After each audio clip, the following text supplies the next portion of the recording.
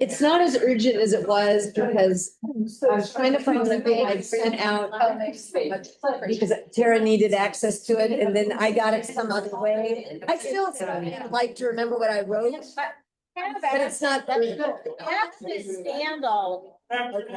Good afternoon, senators. Okay. Technically, this might be our penultimate Senate meeting. We have one tentatively scheduled on 13th, just in case. Better listen because we might be done this. What? Okay, sorry. No, I don't know that we're going to be done this. Penalty. Oh, well. We have we penultimate ultimately need one. Yes. Anyway. Yes, we're thinking in terms of HBO episodes. So welcome back, folks. This may be the second to the last meeting, although we have the 13th on your schedule as tentatively arranged, just in case we have some unfinished business. So folks, I'm not going to go ahead and jump the gun and say this is I'm going to see you as your academic senate president, but we are coming down to the wire here, folks. Also, just wanted to inform you, just a little amendment to our membership here. Christy and Sabrina are going to be away at San Marcos High School today. So we are being joined here by Jimmy Griggs and by Wendy Peters. And as usual, folks, you're welcome to the refreshments here. And the students who were here with Julie Sampson for her entrepreneurship meeting, they apparently were good and did not touch any of the donuts. So please don't make me go home with them. All right, folks, otherwise, before we get into the agenda and asking for your approval of the agenda, just wanted to let you know I'm going to have a hard at 3:45 p.m. It's because we have guests coming in from Umoja. Leela Richardson will be here to present some updates regarding Umoja and some programmatic updates where the students are, and also to let us know if there are any unmet needs. If you may have been in the rumor mill about Umoja and the situation with the Umoja. Well, so we will get into that as well. And we also have a guest for which I want to make sure that we give him his dues as well. Matt Mooney is going to be joining us as well. To be able to talk about regular substantive interaction. You know that he is worried about accreditation and whether or not we're ready to give him some time. There is also a big matter of the academic calendar as well. And also we have some updates with regard to AP 5550, although it says that it is listed as a discussion with possible action. I decided to defer action on that because the AP committee did not get a chance to review some of the changes.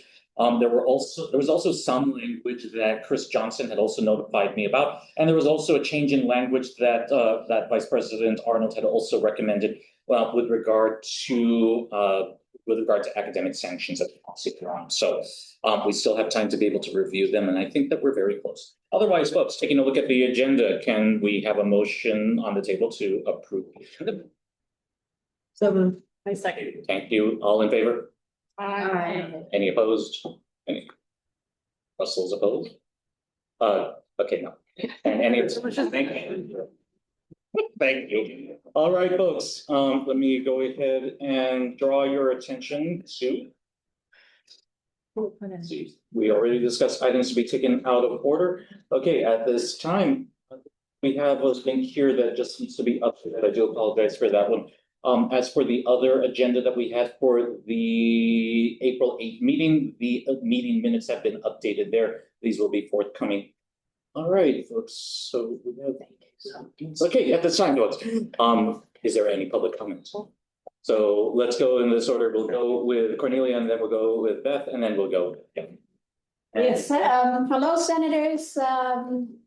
Happy Wednesday afternoon. I just wanted to remind you that the FA did send you an email with a reminder that tomorrow a Board of Trustees meeting is coming up. It appears at the moment it would be very beneficial if we come to as many board meetings as possible in person. It appears to be crucial that our board sees who is teaching and providing services to our students. There will be also important reports from the Academic Senate President as well as from the FA President that we would love to have you in attendance to support. Also, Umoja has a presentation tomorrow as well, and it would be great if people could hang around until their agenda item, which is agenda item 11.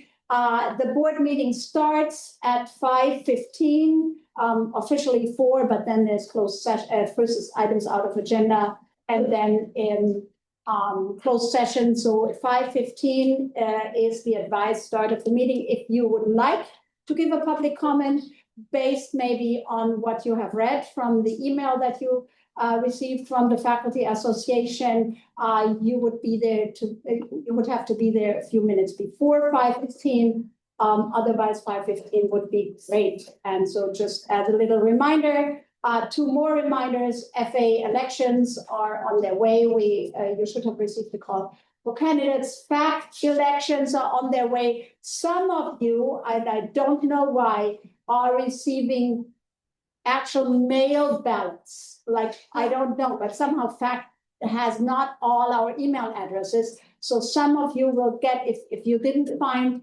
an email ballot from eballot.com, maybe you got it in the mail. And then finally, the FA party is on May 9th, but you all have that already in your calendar. And I will send a beautiful invite out on Friday. Thank you. Promise? Promise. Thank you so much, Cornelia. Let's go with Beth Cook. I just wanted to recognize the wonderful AI symposium on Friday and all the hard work that went into it. I thought Justina did a fabulous job, and if you went, there was something for everybody. There was a piece of reading that she had recommended to read before you came to the conference, which is really worth the read if you did not see it. It's about structured rhythms, input restriction, and contemplative reading, and I think it's something that everybody should follow. I also heard on the news that LA Unified has now put restrictions on the primary grades in the tech, and they're going to track and limit and eliminate it for everybody under second grade. So I'm really glad to hear that. Only everybody under second grade? Well, this is what they're starting with. But they said they'll, each other grade is going to determine a limit on screen time. Yeah. So like 30 minutes instead of. Instead of here's your iPad. Yeah. Which is what it was, 10. Yeah. Your iPad. Thank you very much, Beth. Danielle, please. I have a not City College related public announcement. There is a televised debate for the gubernatorial race that starts today at 7. KRON Channel 4 in the Bay Area is hosting a live debate. You can stream it, I think, both from their website and an app. And then the organization that owns KRON also owns The Hill, the publication about DC and politics, and they're supposed to stream it as well. Oh. So it's supposed to be 90 minutes from 7 to 8:30. It's I can't name, it's like The Sarah. it's the Sarah Hilton. Steyer, Hilton. the weird Riverside guy, Bianca. Bianco. Sorry. And there's one other person. McMahon. It's the mayor of San Jose. Oh, Matt. Matt Mahan. Yeah. Yeah. So that's who it is. And the primaries on June 2nd. Thank you so much, Danielle. Just checking in with all of our attendees on Zoom. Is there any public comment that you would like to share? All right, that concludes public comment, everyone. If I can draw your attention towards communications, I think I jumped the gun with approval of the minutes. I do apologize. With regard to communications, my Senate report. All right, folks. Big deal. Make sure that you notify all of your divisions that we have our faculty lecturer. This is our one chance to be able to give a good send-off to Dr. Kim Monda, who has also asked for pieces of literature from you as well, and to be able to speak to the importance of literature and literacy in an age of AI, since we're on that conversation regardless. And I will say the administration has also made a concerted effort to make sure that this is an event that we all attend. Please, if you have to, get your students out, get yourselves out there, get your colleagues there. There is another opportunity to be able to say our thank yous to our retirees that is in the works as well. We're just trying to figure out what the timing is. It was both Kim Monda and Elizabeth Imhoff who were heading up something that was around when Elizabeth Imhoff was Faculty Resources Center co-director. Was the lasting lecture that they want to bring back. At least for the the soon to be retired faculty who will be there. Pat Frank and Bruce Lota have thrown their hat in and said that they would like an opportunity to offer a last lecture and their parting words of wisdom as well. It just so happens, however, that I was tapped to try to see this project through. Oh, God. Poor Josh. Don't say poor Josh. I mean, it sounds like I've been victimized. It's one more thing. I think this is one that's worthy to do.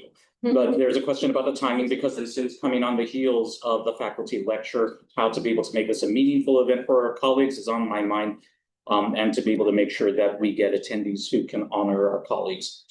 The other thing that I want to put on your radar, our delegate, ASCCC, Kathy O'Connor, has returned to our side, along with a long list of resolutions that we had previewed, and also tagged here are all of the outcomes for the votes for each of these resolutions. If you want to speak to That outcomes doesn't seem open. It There's- looks like, see, I can't get it to did it show up somewhere else? I There it is. I couldn't get it. I know it's the only way I could scan it, so I'm sorry. well, it's okay But then. by the time we have our next meeting, the official packet of all the stuff from the Senate should come through. There were a lot of interesting things that I won't talk about now because you didn't want me to do that. So I'll do that at the next meeting. Yeah, this is a good opportunity to be able to take a look at the resolutions as you're thinking about what the next academic year looks like. I mean, this is something that you can revisit when it comes to the Senate retreat last time as well, and also during the summer meetings. But it's not a bad idea to just look through these resolutions and to say what's on the agenda for the Senate. That's right. Yeah, so let's agendize that for discussion, and we can at least have this as an informational to say, what is it that we want to keep our eyes on, that we want to put into action locally here? So thank you once again, Kathy, for being our delegate at the ASCCC and our eyes and ears at what's happening at the state level. The other thing, as you are considering attendance at the board meeting tomorrow, this was something that faculty have approached me about, given that the campus is actually considering letting go of some of our duplicating staff. And it ties in with our discussion about AI and some of the measures that we are using in order to counter plagiarism and AI paraphrasing. The idea that a lot of us are going back to basics and many of us are going back to blue books. That just means that demand for duplicating is actually on the rise. If there was a concern about lack of work, then there is this concern that says, well, it's just going to cost us more if we're going to use our Xerox machines in our office buildings. We were encouraged to go to duplicating, but there's a big push now in not an insignificant way that says, we're trying to get ahead of AI right now. And this push with LAUSD and their ruling as well, with regard to limiting device usage, we're saying, developmentally, students are just not learning in the way that they used to, and AI may be an impediment. So people are going back to basics. Saying literacy matters, testing matters, assessment matters. Quick comment and question. In my department, a lot of us are using the duplicating instead of the horrible bookstore experience for our lab manuals. And I won't bore you with the details, but it's been really corrosive to the student experience. The other thing is I'm aware of 2 full-time staff in that. Are they talking about going down to 1? Yes. And they're amazing. They really are. They get stuff out. Yep. Okay. And again, this ties in with other conversations Yep. about how we teach as well. And also the push from that part of campus that says we need to be on campus here. Students need to be here with us as well. So the integrity of our assessments is important. This is one simple measure that just says we're just doing what we used to do. So please consider coming to the board meeting tomorrow. I will be there as well for my academic senate report too. Those are my updates, everyone. I am now going to turn things over to our acting vice president of academic affairs. Keller, please. Who's back with 2 conferences.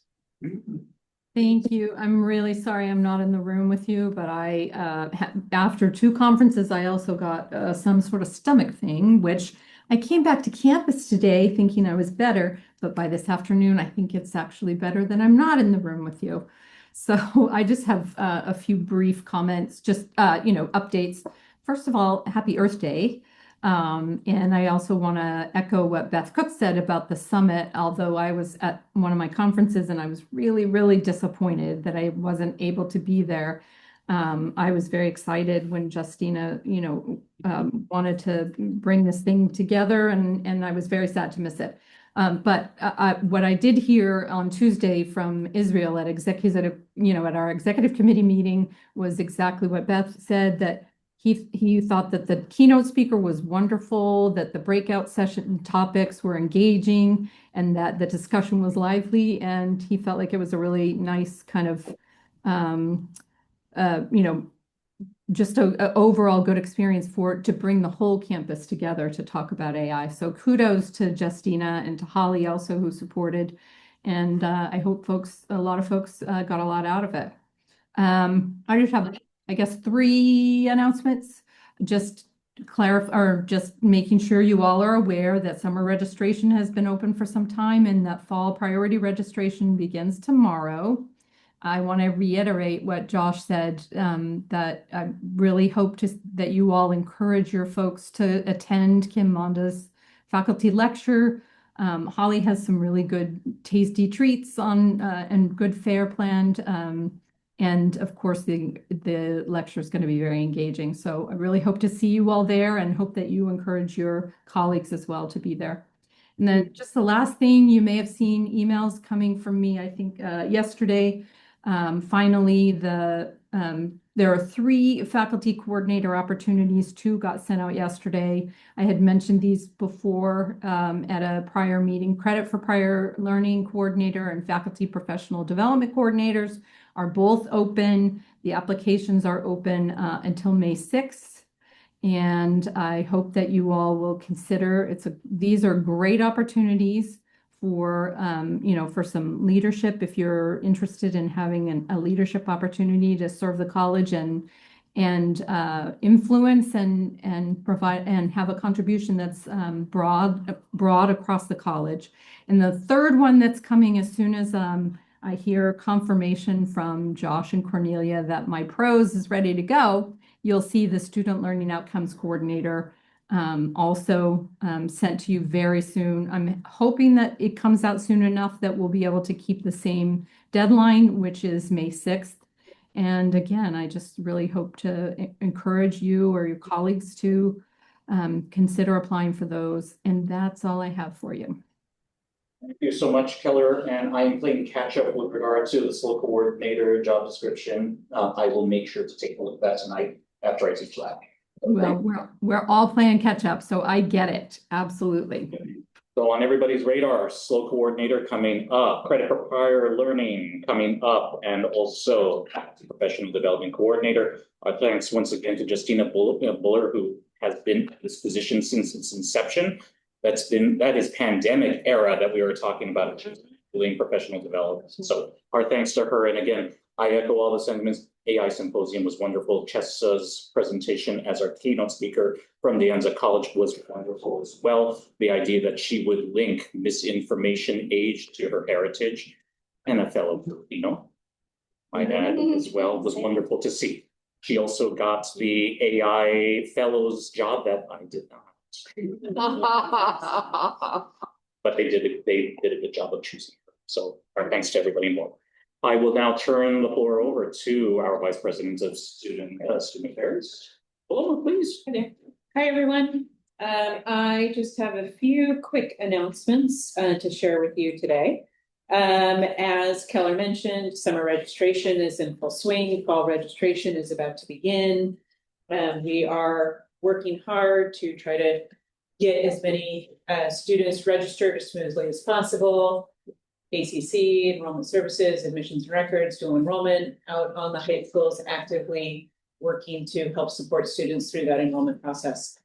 A reminder about finals. So DSPS, Jana, I think I saw Janet up there.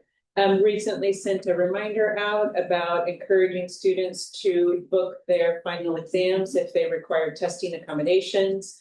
The deadline for that is May 11th, so please just remind faculty in your areas to encourage students to book their final exams with DSPS. There are some extended hours during finals week to accommodate a little bit later testing during that time. And then I will be sending out the final exam memo to students at the beginning of May. And when I send that out, I'll be sure to bring that back here as well, just to remind everybody what the memo says and what process students should follow if they have 3 final exams scheduled for the same day.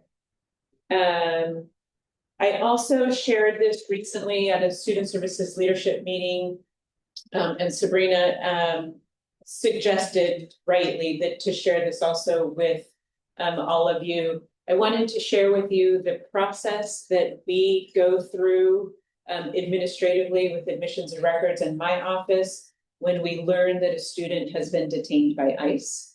And so usually when we learn, and so far we know of 5 students that we've been able to confirm were detained, current students or students that were enrolled in the fall semester that have been detained by ICE. Usually we hear from like a family member or a friend that the student has been detained. They usually say, hey, so-and-so, can you do anything?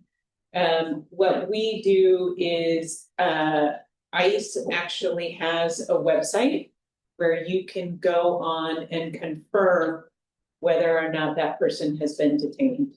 It requires a lot of biographical information, and only admissions and records has that level of information. So admissions and records goes in and confirms whether or not it's accurate what we're receiving, because we also don't know if it's just somebody saying something for some other reason that might not be on the total up and up. So before we do anything, we go in and we confirm whether or not that's accurate. If we're able to confirm that that's accurate, we document it, and then I authorize the student to be given an excused withdrawal from their classes. We were originally processing those excused withdrawals right away. But we actually had recently a student who was released from detainment and wanted to come back to school. And so we have decided instead to postpone that excused withdrawal until the very last day of the term, which is the last day that we can process an excused withdrawal without a lot of other documentation required. So we will process the excused withdrawal on the last day of the term if we have not heard otherwise from the student. So that's the process. I don't know if folks have questions about that. That's what we're currently doing right now, what we believe is in the best interest of the student, and is also what we have the purview to do for the Chancellor's office. And a little bit more positive note, just a reminder that May is Mental Health Awareness Month. Student Health Services, our mental health counseling faculty, are putting together a lot of good and supportive events. They've actually already started some of them. We'll be lighting stuff up green on campus as recognition of the Mental Health Awareness Month. So please just be on the lookout for some of those different activities, opportunities for professional development, for student engagement, for learning. Can I ask you a quick? Are we still supposed to be getting the pass, no pass documentation for students who apply? What do you mean? Remember if they apply, we get that little form and we'd say yes, and then we send it back. Yeah, we should still be getting that. You could be, but it's now an E-Tree document, counselors, correct me if I'm wrong, so it could go to a counselor, it doesn't even need that anymore. No, up until the last day, the student can go back and forth. No, I know that, but I had a student tell me they had applied, but I'm used to getting some communication from somebody that says this student actually did apply.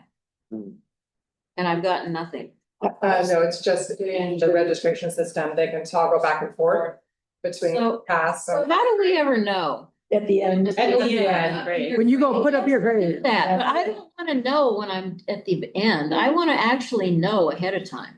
And there's no way, I can't even go into my grade roster now and see if the student has applied for Pass No Pass. But I think that's information faculty should have.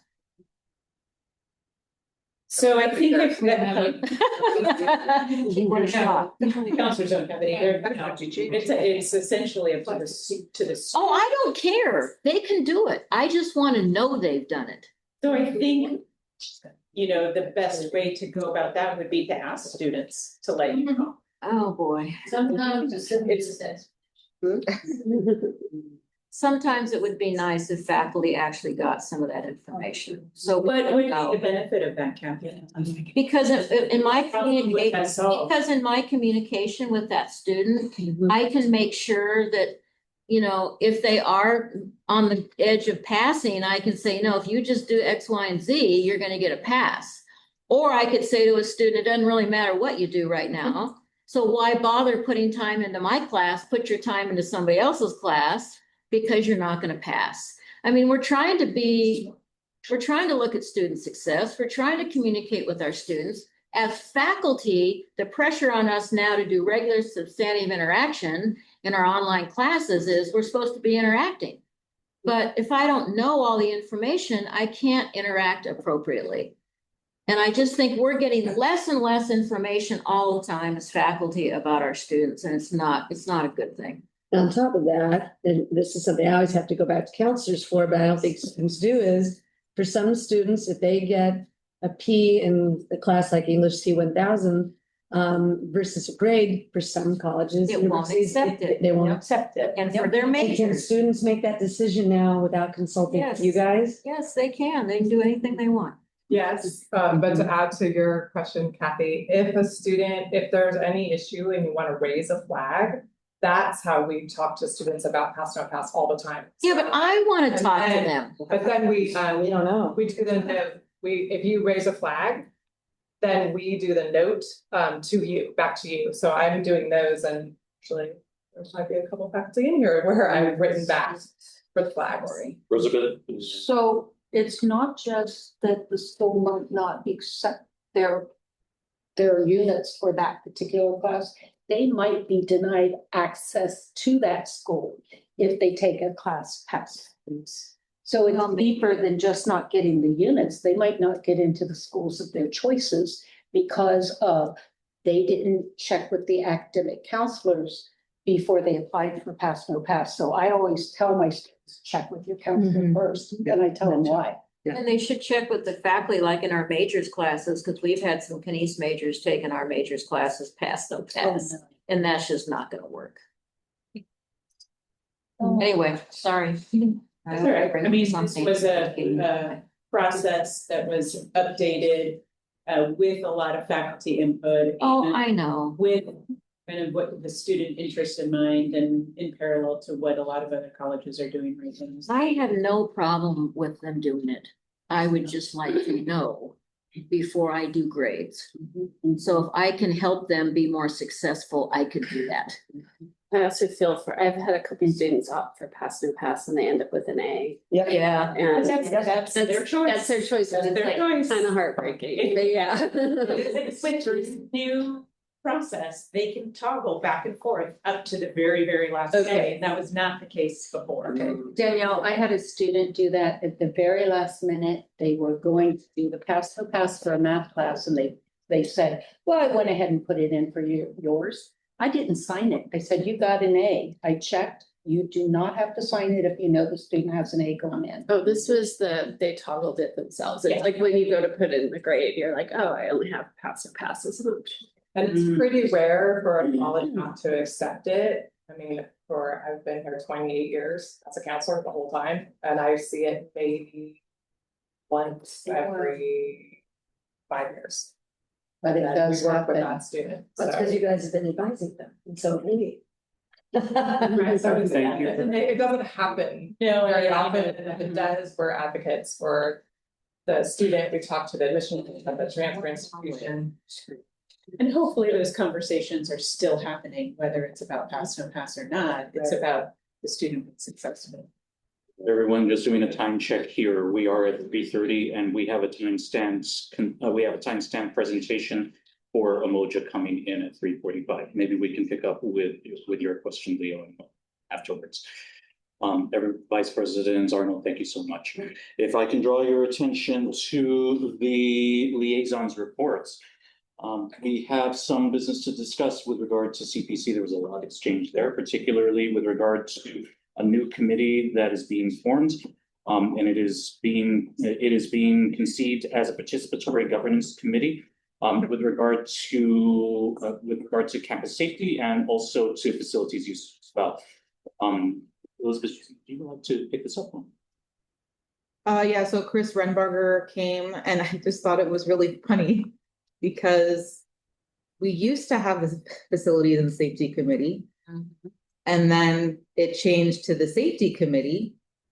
And now Chris Renbarger wants to have the facilities and safety committee again. Anyway, so he came and said other colleges have this place where they can discuss the usage of facilities and campus safety, which sounds like a great idea, seeing as we had one previously. If you click the agenda, you can see the proposed, I linked the agenda to the feedback request there. You can scroll down to where, sorry, he just put it in the agenda, so I can. So we put the charge and the membership and all of that here. So it's just a proposal, and he wanted everyone to go and propose it to all the groups and get some feedback about forming the committee. See what everybody thought about it. I mean, I think it seems like a good idea personally. We should probably discuss at some point. I don't think obviously right now is not the time, so we should probably agendize this. I agree. For next time maybe, or. Is there a charge written for it? Yeah, it's up on a little bit up. And granted, some of this There we was go. also lifted from Oxnard College's version of this committee as well. Yeah. So there are some positions that really have no analog for what we do either. If you scroll up a little bit, it says the purpose. There we go. Yeah.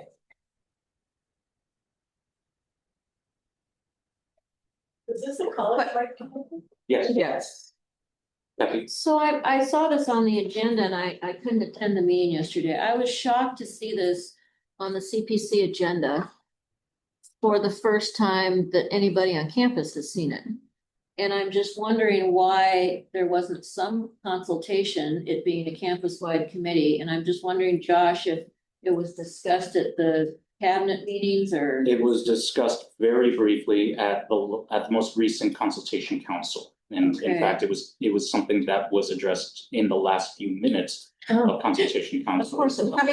It It was more an announcement that this would become. So, it seems like it should go through planning and resources also, since we've been working on a lot of issues related with facility. yeah, it just seems like a courtesy and consultation that it would have gone to some key faculty and classified committees. I understand the classified staff didn't know either. Is that true, Parker? That's correct. So I don't necessarily think it's a bad idea, but I don't know that it's a good idea unless we actually have some discussion. I agree. I think that we need to agendize this. I mean, we were encouraged to bring this back to our constituent groups. Jamie Campbell and I sat side by side while the conversations were going on at CPC, and there are some concerns that say, okay, well, the way that this is being conceived, sort of like analogous to what ITC does versus what TTC does. Right. The idea that ITC is largely about pedagogy versus DTC, which examines technology through the district lens. And is it the case that we can look at this analogously as well? But then when you're considering facilities, the places where we actually work, and when we consider larger questions about building usage and amid concerns about closing this facility or that building as we start to see skyrocketing utilities, that has a direct impact on instruction. And then there's the question, okay, where does PNR sit relative to this new committee? And the last thing that we want is a situation where PNR's recommendations had to be filtered through this other committee and somehow this gets lost. Now, that typically has not happened in relation to ITC versus DTC, for example. And we also have a sitting member of ITC who is on DTC. So I think that there are some things that need to be clarified, including if there's going to be some disagreement about what is faculty purview over this versus what is the district's larger concerns, then there needs to be a meeting space between for representatives from both to be. There's a lot to discuss here, I agree. Well, at least a program review, because we have no place for facility requests through program review to go. So this would be a natural committee for that, but they don't mention program review in here. Correct. He basically copied this from Oxnard. Yeah. Yes. Committee, so. I remember having this conversation with Cornelia, Oxnard, huh? who is Right. the Educational Assistance Center Coordinator, Right. which we don't I don't have. have that. We don't have a counterpart here at SBCC, and there was some acknowledgement, this was lifted from Oxnard College. Right. So I'll give Chris Renbarger the benefit of the doubt, he was just saying, this is just the general structure for this, but we have some things to hash out.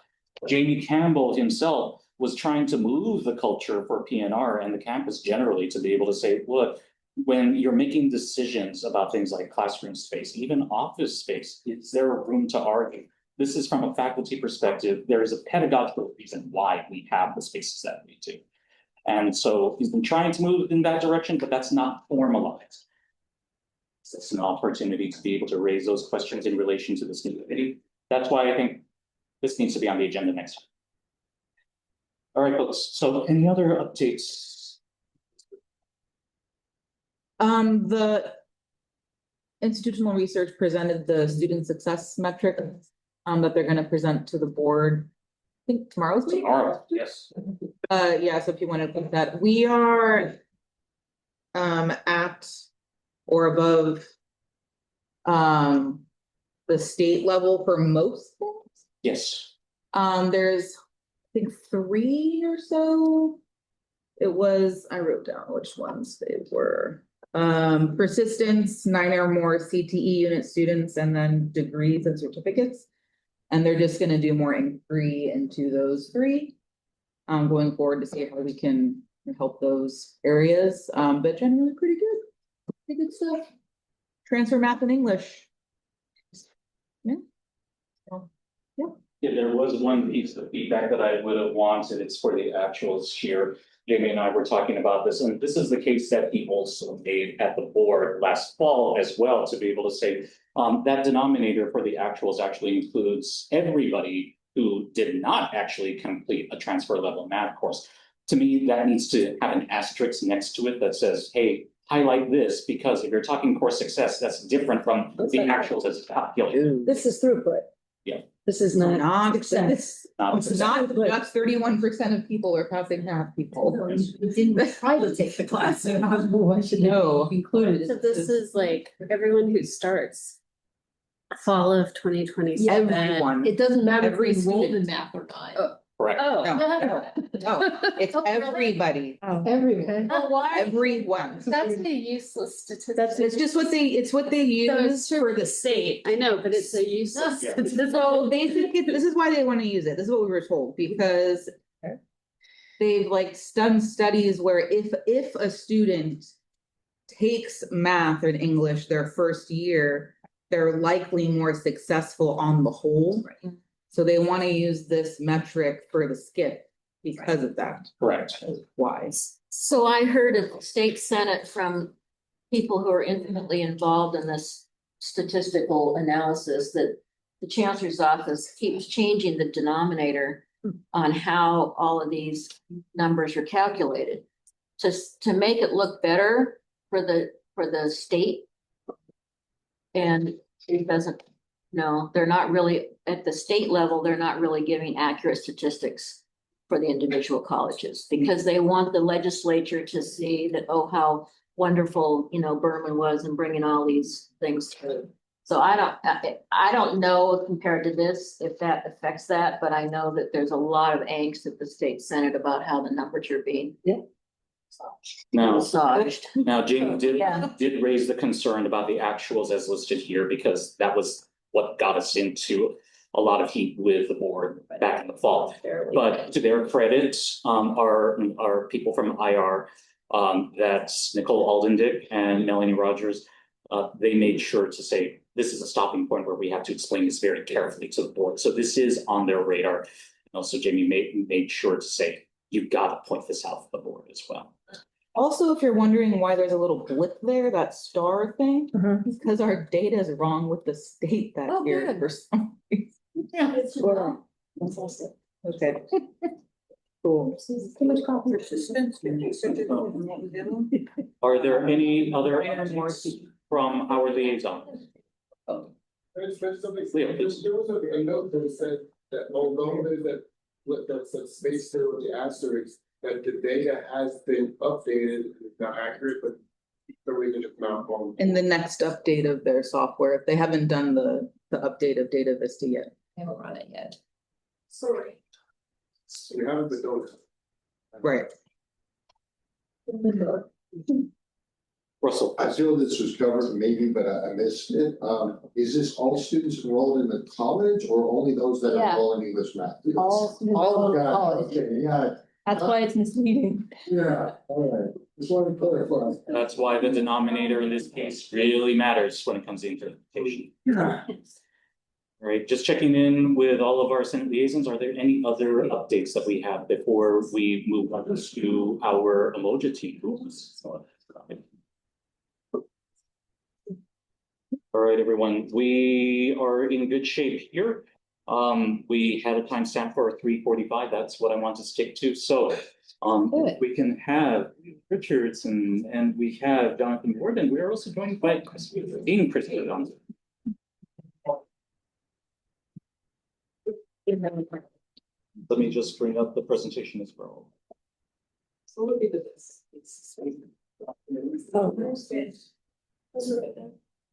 I think you're good here, or wherever you feel comfortable, we're friendly, but. Yeah, and you can also use the mouse. All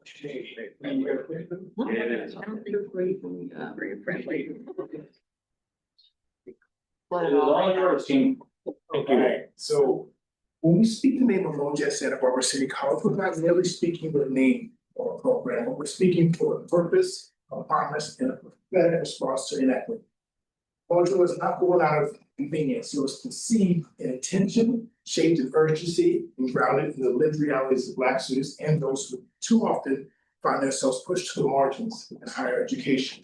More than a decade ago, under the leadership of Marshall Wright, visionary leadership of Marshall Wright, I was afforded the sacred responsibility to bring Umoja into being on this campus. And let me be clear, this was not about importing a model. This was about cultivating a movement. From its inception, Umoja has stood firmly on the pillars of cultural responsive practice, unapologetic community building, and an unyielding commitment to student success, not just access, but endurance, excellence, and transformation. Over the years, Umoja has grown into something far greater than the sum of its parts. It's a living, breathing organism, ecosystem support, where academic counseling is not just transactional, but transformational. Where program is not simply entertained, but enlightens. Where mentorship is not episodic, but enduring. And where community is not incidental, but intentional. Umoja is not just a program, it's a framework, it's a philosophy. It's a declaration that our students deserve to be seen, supported, and celebrated in their full humanity. Next slide, please. In my role as area dean, I have had the privilege, and I do mean privilege, of helping to steward this work, to ensure Umoja doesn't drift from its moral center, but rather deepens its alignment with our institutional mission and the sacred charge of student equity. Because equity is not a slogan, it's a practice, it's a discipline, it's a daily demand that we do better by those who have been historically underserved. And what makes Umoja powerful today is that it's not simply its history, but its harmony. This is coordinated work, it's intentional work. From counselors to program coordinators, from peer mentors to faculty allies, every component is in concert, moving together with purpose to support students, not fragments, but in fullness. As we look ahead, we do so with clarity and conviction.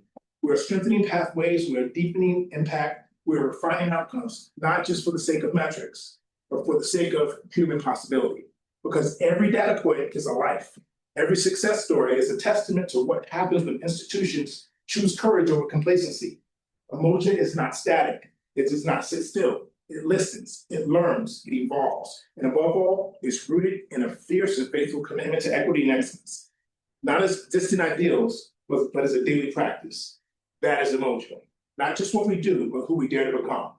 My name is Christopher Johnson, Associate Dean. John, the word. All right. When we talk about Umoja, academic counseling, where planning meets purpose. Under Dr. Johnson's leadership as area dean, Umoja has grown into a structured student-centered program. And academic counseling is central to that work. As a Umoja counselor, I work with students to build clear intentional pathways, whether that after the transfer to CSU, AUC, HBCU, or just completing their SBCC degree. But what makes Umoja different is how we do this work. Our approach is inclusive and holistic. We reach out, we follow up, we support the whole student. And the impact is real. Students tell us they feel supported, prepared, and confident. I've had students walk in overwhelmed, and they walk out with plans and a belief in themselves. That's the work. That's the impact. Because at the end of the day, academic counseling is where planning meets purpose, and where the students turn their goals into reality. Thank you. I'm Leila Ricketson. I'm the student program advisor / coordinator in the Umoja statewide eyes. We just wanted to give you, I love that you love numbers too. There's just a couple of corrections. We have a shifted for some of our 2025 and 26 scholars. Their numbers have shifted, and so we actually don't have 21 scholars who are graduating this year. We are down to 20. Yes, we were off that for a student that decided to delay their time. So that's kind of just like a little glimpse. A lot of our students, when we started Umoja, we were talking about HBCU awareness. So we really worked on for the past 4 years. I know since I've been here, is increase awareness. But you don't just increase awareness by just saying, oh, we're talking about HBCUs. You have to actually cultivate a culture. And in California, we don't have a culture that is an HBCU going culture. So to do that, we started with just information, workshops, webinars, partnering with our CCC to HBCU partners. And then we did the HBCU tour last spring. And so it's been neat to kind of see little bit by little with students having interest, talking about HBCUs, applying to HBCUs. So we had 0 when I first started, down to like 2. So, we'll take it as some gains and some information and developing again that culture. You got it. Awesome, thank you. We're really proud of our Collectiva, our Umoja Times Raíces courses. These are supported courses. Some of you in here are already folks who have been to the Institutes for Raíces, and some even gone to SLI for Umoja, which happens every summer. So we're excited about continuing to build on both having faculty members who are both trained in Raíces and Umoja as they are increasing our courses. So this is our current courses right now. We're looking to always build. Umoja statewide has I'll say a loose, tight requirement that we have Umoja supported courses and Umoja standalone courses, meaning everyone that's in that course are Umoja students. We currently, and we have not for the past year and a half, have Umoja course standalone courses. It's hard to meet the enrollment requirements there. So that's why this collaborative is a huge win for both Raíces courses and Umoja, because we can meet the enrollment requirements that way. So Are these all face-to-face classes? some of them are online courses, they are hybrid. So I think our communication might be hybrid course. Yeah. But everything else, as far as in person. And we don't, there's not a preference for in online or in person. This is our current enrolled scholars. We have 101 scholars right now. We've had about 572 visits. When students come into Umoja, we have a very special Google form that talks about our practices, and we have over 17 practices, and so our practices are student embedded into everything that we do. So if they're coming in for tutoring, if they're coming in to see Jonathan, if they're coming in to see me, or for an event or a workshop, those are all part of our practices. So we do ask them like which practice that helps them to kind of also engage with the practices on a day-to-day. So 572 visits, that is nothing compared to how many students come in. It's a hard pull to remind them to please sign in, please sign in. We're really proud of our founders, that talks about leadership development and courage. When students decide to start a club, it's really a big deal. So we have the Marettes, which was one of our founders, Chandler Johnson, Moja Scholar, and our Fashion Club, which don't forget to go to the Fashion Club. Big premieres, pretty dope, second year at the Art Museum, so really proud of them. We have 32 scholars that have attended trips and conferences this past year. Trips are all free. That's accommodations. That's whether we fly there, whether we drive there. That's all their meals are also paid for. Many times this is their students, their first time leaving Santa Barbara, first time leaving California, first time in a plane, first time in a hotel room with another person, sometimes by themselves, depends on what happens. Their first time for some of our students being in a space that's predominantly Black. When we go to space experiences like Amend or go to the national conference for Umoja or the annual conference, that will be many of their first time. So it's a really big deal to not just go on a trip, but when we are chaperones, we're more than chaperones. We don't just say 9 to 5, we're done. Our day is not over till 10 o'clock. Umoja has after hours events and we're required to be at those events. So it's not your typical conference for wonderful college students to like, hey, bye, see you later tomorrow morning. We are there dragging our feet until the end and then room check. So it's a different kind of experience going to an Umoja conference or college trip. Currently, we have 101, like I said. You'll notice that the numbers have changed. So when I first started Umoja in the fall of 2022, all students who identified as Black or not were interested in Umoja would come in Umoja program, whether they saw their advisor one-on-one or not, whether they saw the counselor 2 times a semester or not. We worked really hard our first couple of years that we were there to bring in students into meeting the requirements. What does it mean to be an Umoja scholar? We came up with 3 key identifiers. One is a NIA scholar, which is a first-time student, or a student that's never been in Umoja, so either first time to the college or first time in Umoja. Then we have our students who are ambassadors, which they've been there for a little bit, they're returning. And then our last student, which was Umojified, I mean, they've gone to a conference, they either become a peer mentor, they've either maybe even done some tutoring, they know the practices, they kind of live Umoja. That's what also happens with our faculty, they become Umojified. So those are our 3 areas, so we worked really hard. So the difference in the numbers is because we worked hard for this to be a holistic program and seeing students. The saying is, if you have not met Leela, then you're not an Umoja scholar. So if they have not met with me as their advisor, then I'm like, are you really in the program?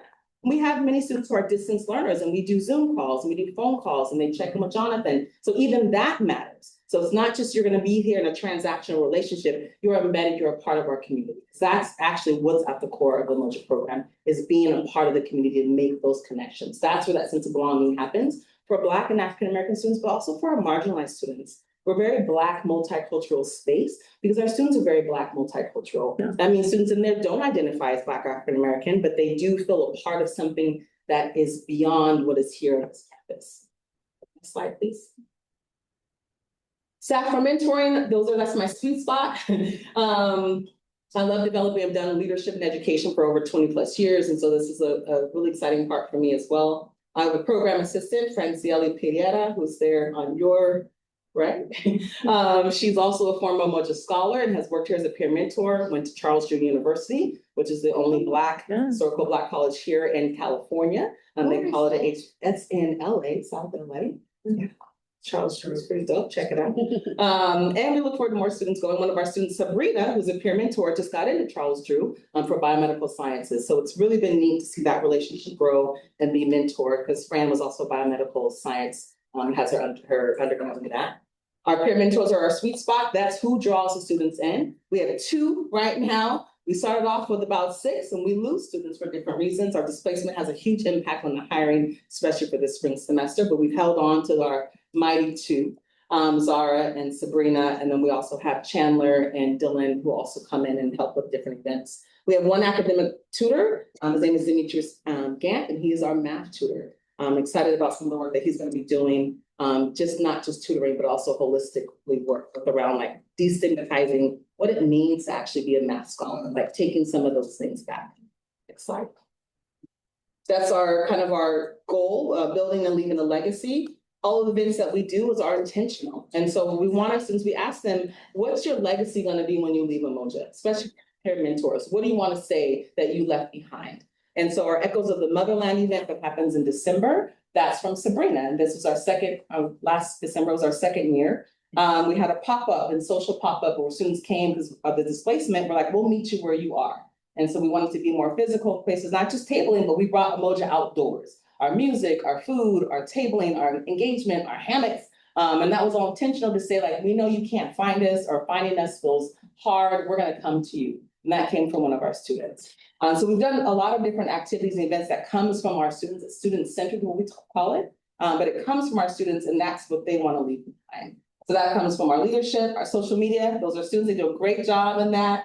I used to hold on to it and I'm so glad that they have it. Our event planning is really huge. We have our Black Grad, our Black Scholar celebration that happens every year in May. You're all invited to come, please come. It'll be Sunday here in the Great Meadows. But that's one of our largest events. But we also do an Umoja Day. This will be our second annual. We partner with UCSB and Healing Justice of Santa Barbara, and that will be at UCSB next weekend. Next Saturday. And of course, peer advising, our one-on-one, our outreach, those are all of our peer mentors checking in. How are you? Do you need housing? Do you know how to get a meal plan? Have you done your financial aid? That happens with our peer mentors. These are some of our offerings that I've already gone over, our cultural workshops, academic coaching, snacks, our events, our tours, and our transferable courses I spoke of, and of course, our awesome site. These are wonderful pictures. Have some time, go on our Instagram, you'll see them all one at a time. And these are our community partnerships. I'm really proud of these because we worked really hard to enhance these. They're foundational, but we worked really hard to expand them and to actually do some of our activities based on those collaborations. The public library this year, we did Black History Month, then had 2 events. One at the Eastside Library where I grew up going to, that was really a sweet moment. We brought in some African drumming. And then we did one in downtown. And that was a really nice way to collaborate with Healing Justice, who did the history, Santa Barbara in the hallway. And then we had a space tucked away by the Faulkner Gallery, just to kind of make that relationship and connect that. That was a really special moment. Of course, our unified school districts for our Black Grad celebrations. We're excited about this one coming up. It's our 4th year. So that's exciting. Working with News and Links is a new partnership with the Central Coast Riviera. Working with them, we received a scholarship from them last year, donation. They're going to be helping with our volunteering, so boots on the ground this year. And then of course, Comet, which is new, it's a cultural education organization that just started, nonprofit. We did an artist in residency with them last fall. So poetry workshops, open mics with them. So excited about all of our partners. All right, we have opportunities for growth. 100% of our new scholars are going to be going to use a statewide application. That's a really big deal because right now we have our own application. Statewide is moving all Umoja programs to a statewide to build up a dashboard. And so that way our stats and our numbers, we can see that kind of more from a Umoja perspective.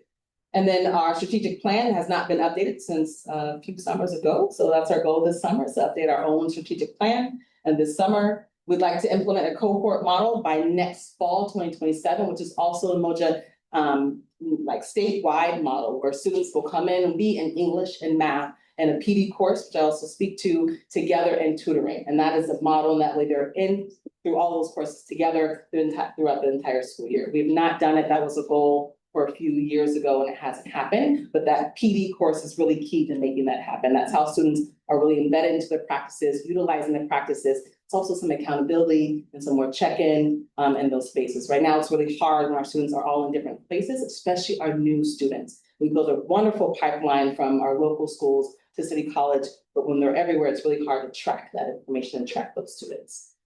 That's our opportunities for growth. Radical dreaming is next. Where we're going, we can't get there unless we radical dream and see things that we have not seen before. First is our ADIS, which is through our men partners. It's a summit in Ghana, Accra, Ghana. That's happening this fall in 2026, which is a tremendous opportunity for our students because there's currently not an African diaspora trip here through the study abroad program. And so we're looking for this one. We want to take 10 students and 8 staff and faculty to attend that trip. It's a huge undertaking, but we did the HBC tour and we made it, so we could do it. We want to hire more academic tutors. We also would like to add to the Collectiva course, specifically working with Professor Craig Cook and doing a Black Studies honors class for the first time for Umoja scholars, and that would be a big deal. Many of our scholars have a hard time being in this course with history and finding some belonging and settlement in there. So we're looking forward to that. This is up next. We're always moving and grooving. We've got Black Women's Health Equity Day this Saturday. And then we have our Black Student Alliance from Healing Justice are coming to do a tour on Monday. About 20 scholars will be coming from local high schools. Then we have the second annual Moja Day that weekend. And we have our Black Scholars Celebration May 17th. So we're really busy, always doing programming, learning from our areas that we need to improve on, and learning from a lot from you too. So thank you so much. These are contact information. If you need to find us, you can always look for us here on campus. We have been returned to the Moja Village there on our main campus, in the campus center. So if you need to find us, you can find us in that space. Cool. I don't know if I made it.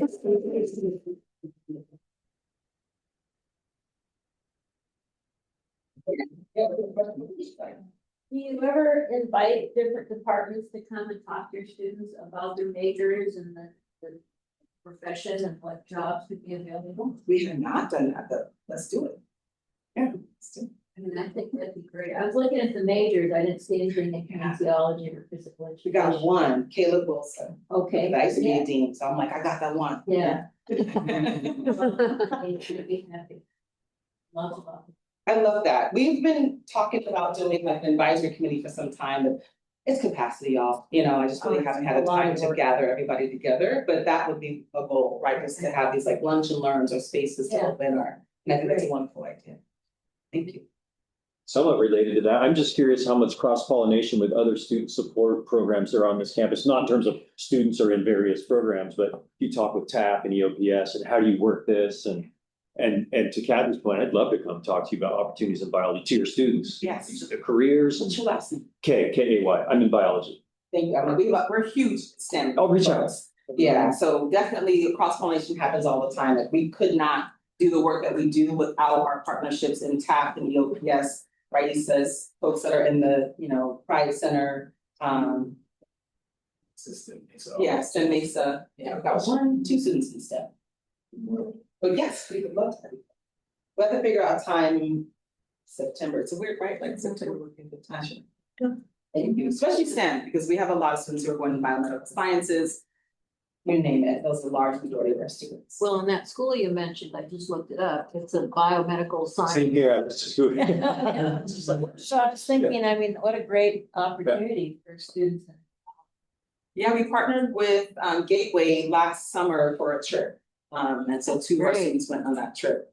One international student from France, and she was like, what is this? I want to go. These are great days. So yeah, it's a wonderful school.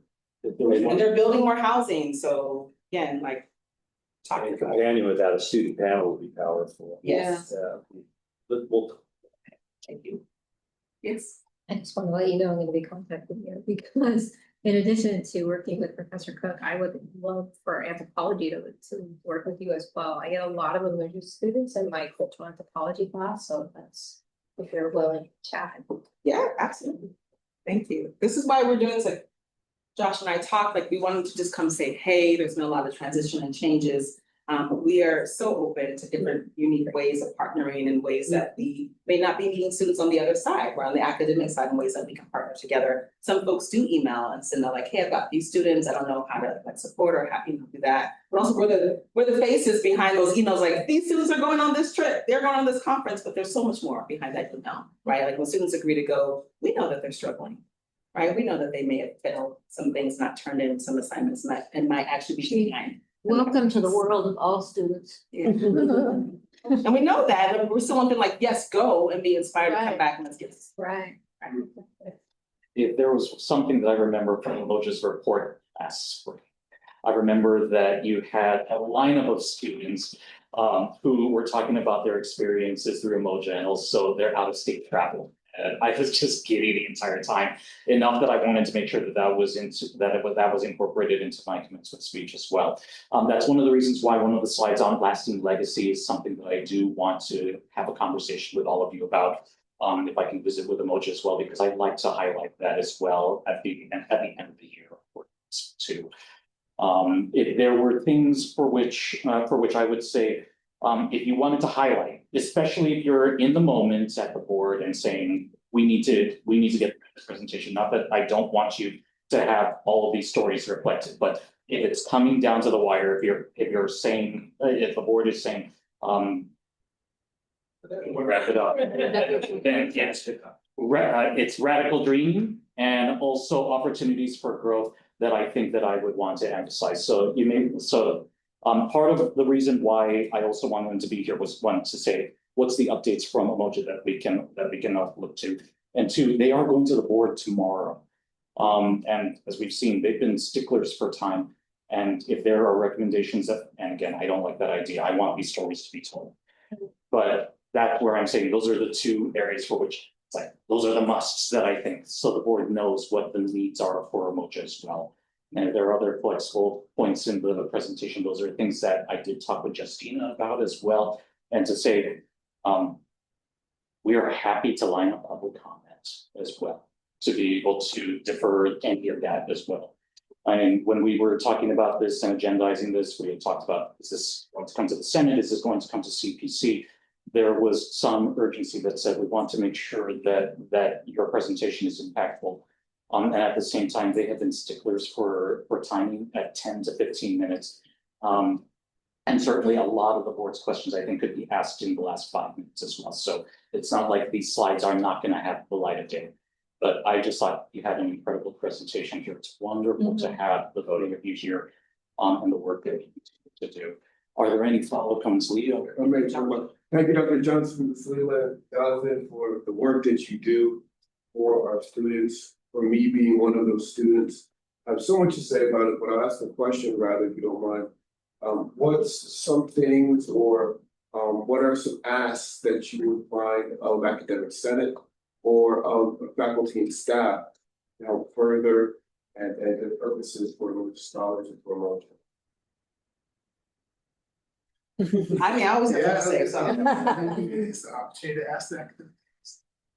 Yeah, I just want to say thank you to those many of you who did reach out for support during our displacement. I really like to move because of all the support. And so that same energy around students who identify as Umoja scholars, like just that same energy of advocacy is really important. I think these partnerships that we're going to be talking about of like having folks come in and talk about jobs and ways to kind of build and study like habits, our students, all students, right? But what I noticed in Umoja scholars is like how they study.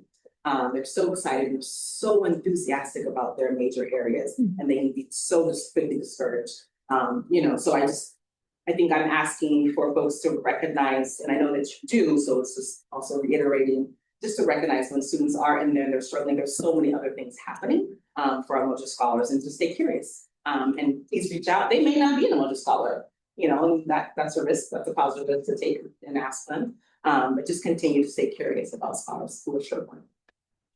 On that question from Leo, I like that idea about asking what can the Academic Senate do to support.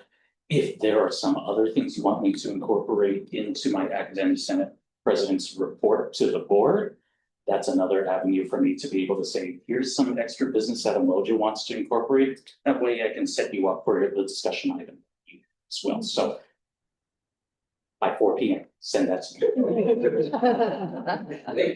If I go over time, what are they gonna do? And or swing by for a public comment at the beginning. Swing by for public comment, please. That's every other week, pop in and. Yeah. I just want to say briefly that I came along here in fall of 25, well, in the summer of 25, and I'm sure so many of our academic staff and faculty and personnel are so on board for the furtherance of all demographics, whereas college.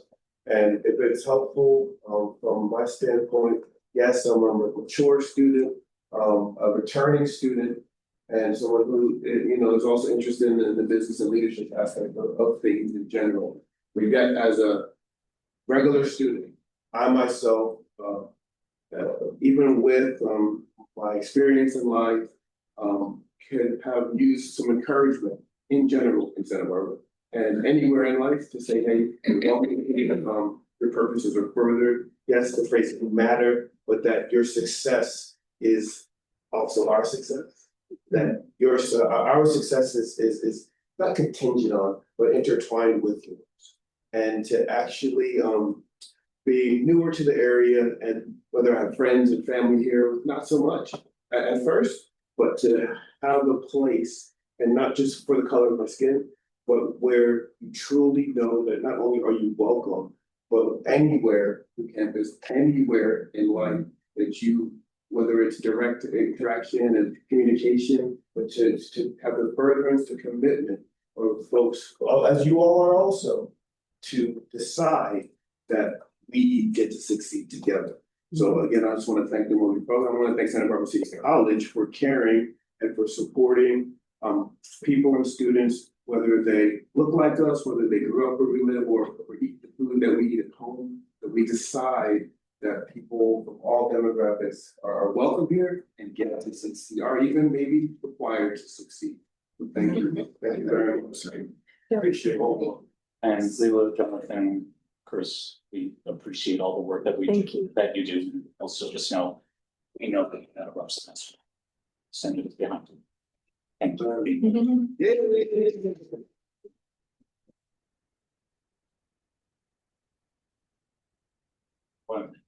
Also on the agenda, we also have another guest. We have Lori Vasquez here for our one consent item. This is with regard to ITC's rent requests.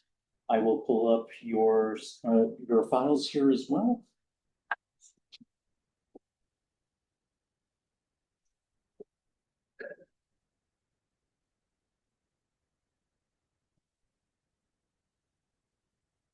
There we go.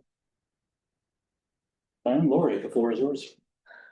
So senators, on your agenda, you have the final rankings from the Instructional Technology Committee. We rank faculty-led programs for instructional technology.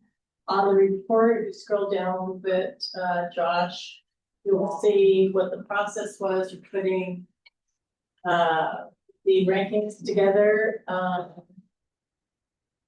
And explanations that 2 items were removed from ranking because one came from bio sciences. They found Chromebooks that were already available in inventory. So many didn't have to be spent on those items.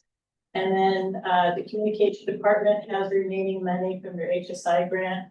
So again, money didn't have to come unrestricted general fund.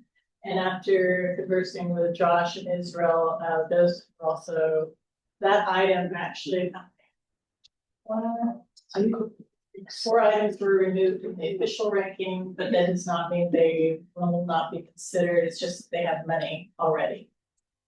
And then if you scroll down, so the grand total for the rankings was around $24,000. In new hardware, we had 5 items, and then the total's there for you. If you scroll down. And then for new software, we had 1 item, and then for replacement hardware, we had 1 item, and no request for replacement software. If you go back up to new hardware, you'll notice on the ranking, we had 2 items that were ranked number 1, 2 items ranked number 2, and 1 item ranked number 3. And so the next step is for this to go to the budget committee for review, and also the district technology committee, because we kind of do a handshake in terms of our discussions around technology that's being requested by faculty, but also making sure that IT understands if there's any need for additional support that faculty may not be aware of when they're making that request. And so, Josh, I'm requesting that consensus on recommendation, have a discussion, if you need to, but this is our report. Thank you so much, Lori. Are there any follow-up questions for Lori on the rankings? Okay, we're here. I'll make a motion to approve the ranking from ITC. Okay. Second. All right, so the motion is to approve the ITC rankings unless there's. I actually just have a question. Laura. Is I see chemistry for the grade scope, is that just grade scope for chemistry, or is that for the whole school? Yeah, it's just grade scope for the person who requested it, that's Christopher Burke. And if you remember, I came before Senate talking about grade scope. Yeah. So we've had several meetings about it, and I let Chris know that after get discussions with Josh to go move forward on that one request, Mhm. but then also look at a possible pilot with other faculty who are interested in using Gradescope. Because after that presentation, I had faculty approach me and said, right, and so I said, it doesn't really fit in this year's program review process, but if you're willing to do a pilot and then have a joint request in the following year, that. Okay. Any other follow-up questions for Laura? The motion does not seem to be changed here. So vote to approve with regard to these rankings from ITC. All those in favor? Any opposed? Any abstentions? Right, approved by consent. Thank you so much, Laura. So, and folks, I'm considering the agenda now. We also have Matt Mooney here, who is also a guest lined up to talk about RSI. Matt, I know that we said starting around 4:40 to 4:45, but I want to make sure that you have produced at the same time. There is what is likely to be a large discussion about the academic calendar. So I would like to push up the presentation for Matt Mooney so that we discuss something critically important for accreditation. Matt, is this a good time to be doing this presentation? Or are you collecting yourself before? He came in here to get mentally prepared. All right, Matt, so I'm gonna bring up your presentation to your brief. Yeah.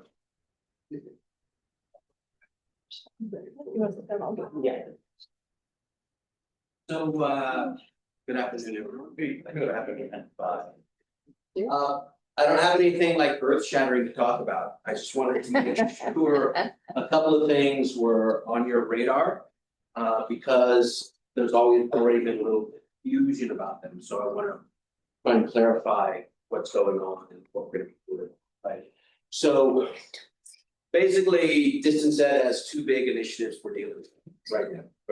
For a long time, we talked about recertification, and due to the hard work of Derek Carter at TLC, that is now up and running in place. So recertification is internal. It's a program process we've set up for our online instructors to make sure that they're engaging in professional development over the course of every 3 years. So it's a 3-year cycle. You need to be recertified once every 3 years. So that's internal to SBCC, recertification. The other big initiative we're dealing with is external accreditation. ACC, JC is coming to take a look at us and make sure we're doing what we're supposed to be doing. Providing quality students. As it turns out, this cycle through, they're putting increased emphasis on distance ed. And they're going to be looking at distance ed through a very particular lens, something they call RSI. Regular substantive interaction. And big picture, I mean, it makes sense, it's a good idea. They want to make sure that we don't have the kinds of courses that are like press play and walk away, which I've heard exists. What do you get with CSB, sir? So they want to see that we are interacting with our students on a regular basis, engaging with them, sharing our expertise, doing what teachers do. And I'm not gonna dive down into the intricacies of RSI, but I just big picture want to make you aware that they're coming to campus in spring 2028. That's when the accreditors will be here. But the courses, the online courses that they'll be looking at are the fall 2027 courses. So that is our target. We need to be ready for that by fall 2027. And when they come in to look at our courses, because theoretically, we're just going to give them a big pool of all our online courses.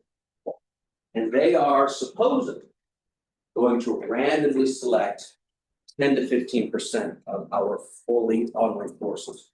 By the way, that means hybrid will not be included in this pool. Any course that has a face-to-face teaching component is excluded.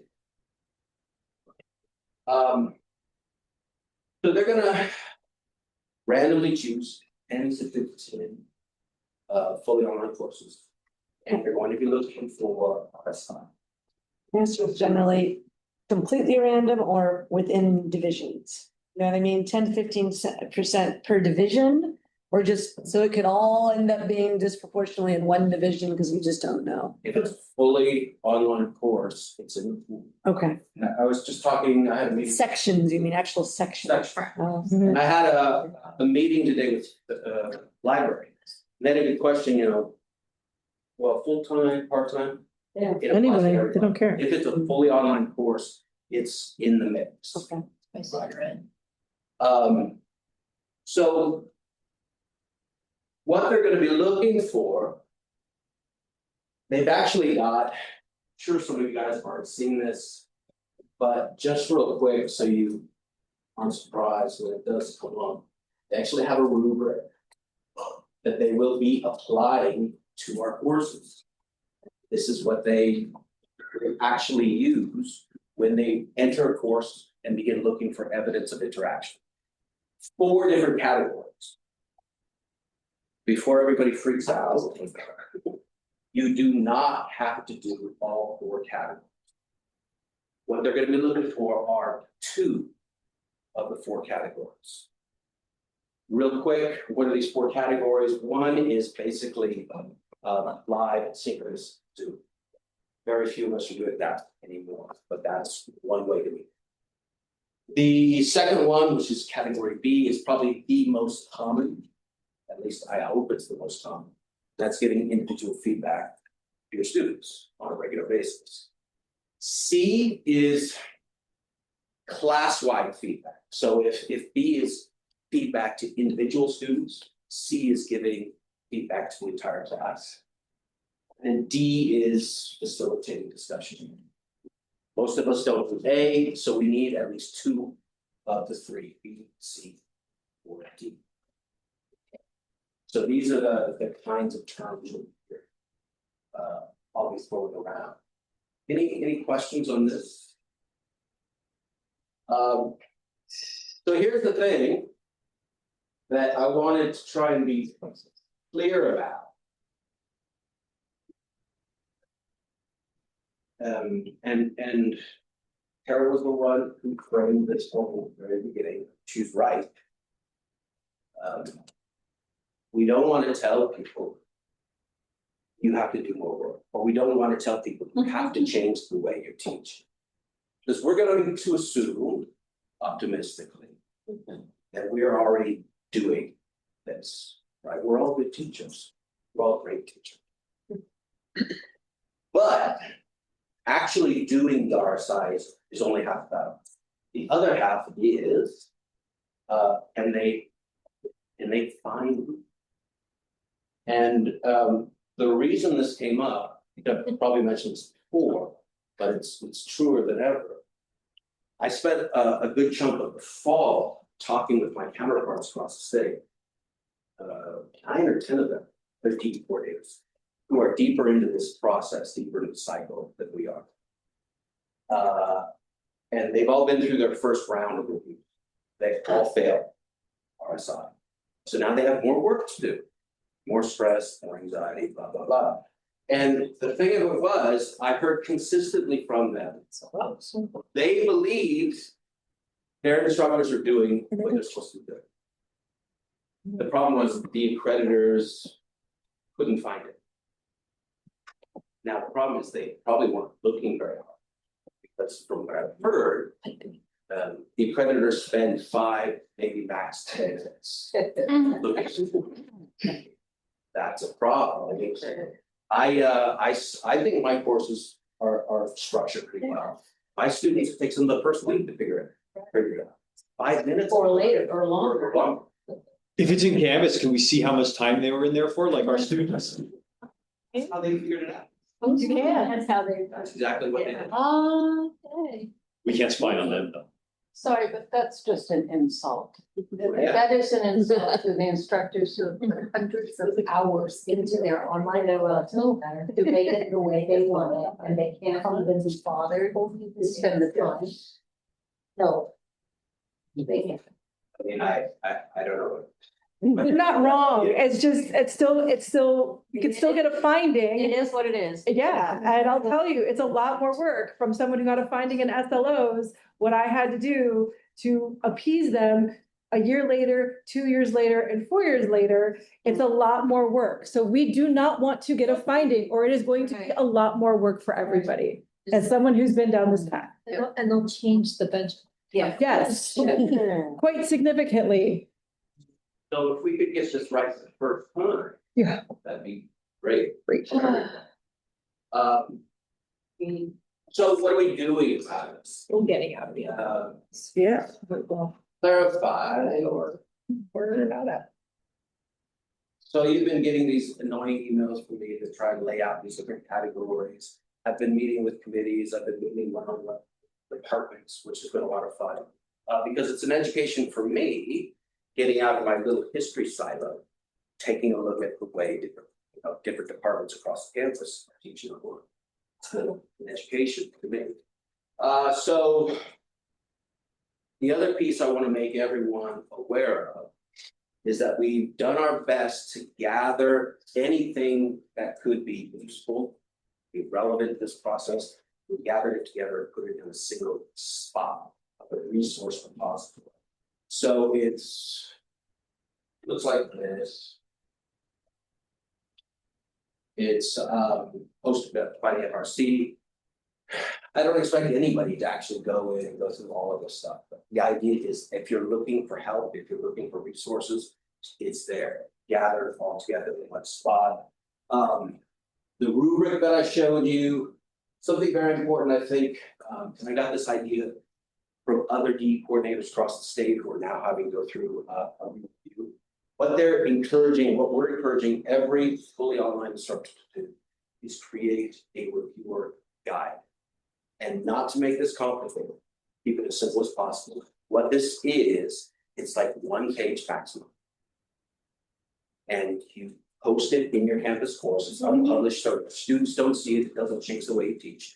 All it is a guide for the reviewers that basically says, I do category B, here's where you can find it. Oh, and I do category D, here's where you can find it. Check, check, check, check, done. That's the idea, right? And so we created a template to basically guide people through how to create one of these. So you've got the rubric, the template, an example of what the reviewer guide could look like, frequently asked questions. This is the part where I always clarify for folks. This isn't like my interpretation of good online teaching. This is Matt's, gospel. As much as I can, I'm just relating what the ACCJC wants from us. And most of these FAQs are actually linked to their documentation. So if there's a question about office hours, well, let's go to this document. You can find what they're saying. Okay. So if you have questions about particular categories, they're here. One thing that I think is help folks because they want to know, blah, blah, blah, show me what to do. What is this supposed to look like? So we've got examples and then a wide array of additional resources. So if you have colleagues who are like, what is this RFI stuff? What am I supposed to do? One thing you can do is point them to this repository. It's available, accessible through the FRC. So if they're looking for guidance, if they're looking for examples, everything's got it here. The step beyond that, which I would, strongly encourage folks to consider, is that we've actually created a course, me and the FRC. And what we did, remember when I started talking, I said, well, there's 2 distinct initiatives. There's recertification and then there's accreditation. Well, what we did with this course is we took the 2 initiatives and smashed them together into one. So the idea is you can get certified and prepare for accreditation at the same time. Right, and I am optimistic, I am encouraged so far because we've got roughly 190 fully online instructors. And 91 of them are already signed up for the class. So nearly half, which is a good start, right? If anybody asks you about this course, please let them know that it's self-paced. You do it on your timeline. So no, it doesn't have to be done in a week. Could it be done over the summer? Sure, it can be done over the summer. Whenever you have the time to work on it, it's available for you. The only real deadline is fall 2027. Because that's when the course is going to be ready. One thing that I am a little proud of about this course is that on one hand, it's fully self-paced for those folks taking it, but either me or the FRC are monitoring it every day. So as you submit it, we're giving you feedback. So it's not like you're posting into the void and never hear. They're giving us the regular standing directions. Practicing like vibration. I'm gonna wrap it up. I just wanted to make you guys aware of what's happening. And please encourage you to, if you're not considering the course yourself, you have colleagues who are trying to figure out what to do, send them my way, encourage them to sign up for the course. I'm always happy to hear from people. I'm usually pretty good if I get back to folks. Was the recertification that was like a 10-hour time? We had to put a number of hours on that, so we set it up. Okay, so if you're gonna engage in the course, depending on your self-paced, I just wonder. Yeah, some people have done it more quickly. But. Got it. Thank you. I'm laid up with my knee. Any questions in closing for our faculty distance ed coordinator? Are you, and I need to look, because I know we have a bunch of our adjuncts are teaching online, obviously. Are you getting a good level of enrollment from adjunct instructors too? So. I mean, we're starting to get the word out. We just don't see as many, they don't come to meetings a lot. They don't have to. And so I think, you know, we will push that certainly in the larger departments, but I think that's gonna be part of the challenge. That's the other thing to emphasize, that it's really hard to reach, Yeah. especially attachments. Right. For fact, so you. Sure. Yeah, judge part time. And Tara, please. Just a good tip that we have a lot about at our TLC meetings, when you create the user guide, just do it as you go throughout the semester. You're like, oh, I just created this assignment, that's a great category C. And then on your user guide is a page, you know, Canvas, you just link it directly, you know, directly to the assignment. So just put it in there, create a bullet list, just put them in, and then it's not hard work at all.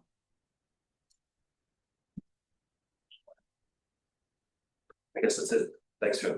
Again, putting it on everybody's radar, accreditation and internal review are approaching very rapidly, so.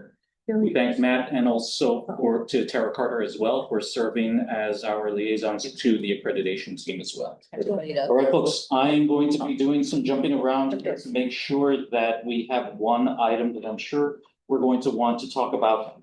It's with regard to the academic calendar. We've gotten a chance to be able to, over the semester, try to see various versions of the draft here. And also know that we tried to incorporate a lot of your comments in with the academic calendar work as well. So just wanted to let you know, also at the last meeting in our discussions with the academic calendar work group, I did ask, can we please have 2 versions of the academic calendar to put to the Senate? And that was on some advice that it suggested that the Senate not only wants to look at this, but that historically we've gotten a chance to be able to take a look at 2 different versions. And there was a little bit of a back and forth as well that suggested, no, we're actually supposed to forward as close to a finalized version of the calendar forward And with regard to the calendar, some of the big things that were on there that were in discussion, one, what to do about Thanksgiving week. Where there were opinions from instructional faculty and also from ESD faculty about the pros and cons of being able to do so, about whether or not we should eliminate entirely the week corresponding to Thanksgiving holiday and what that would do for the calendar. There were also some discussions about the viability of an intersession, which would change the makeup of the start of the spring 2028 semester, along with some of the concerns as well as to how many Mondays would continually be knocked out if we were to continue with the configuration of the calendar as we have it right now. So what you were looking at here, I asked if it was possible to have this as a formal recommendation as one of the calendars. What if we were to just roll over what we do? It said, please, can we at least have this as a reference?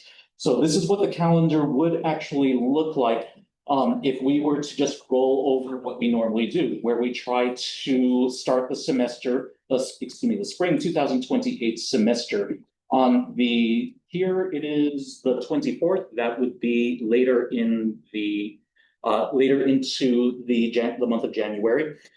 There were some concerns that were expressed that said the winter break is too long and that introduces an interruption in students' learning. And that there was some motivation for wanting to start either on the Tuesday that follows Martin Luther King Day or on the 10th to shorten the winter break. The way that this calendar is configured, again, as a reference, would have the summer session end on the 13th, and that we would have our in-service days, and pretty much like what we have here.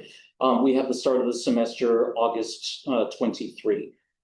The alternative that the committee voted on and recommended, there are actually two potential drafts of this, depending on where the faculty and other constituents would want to have the in-service days. But this configuration of the calendar would eliminate the entire week of Thanksgiving and would also move up the semester to have a start date of the 18th, mid-August.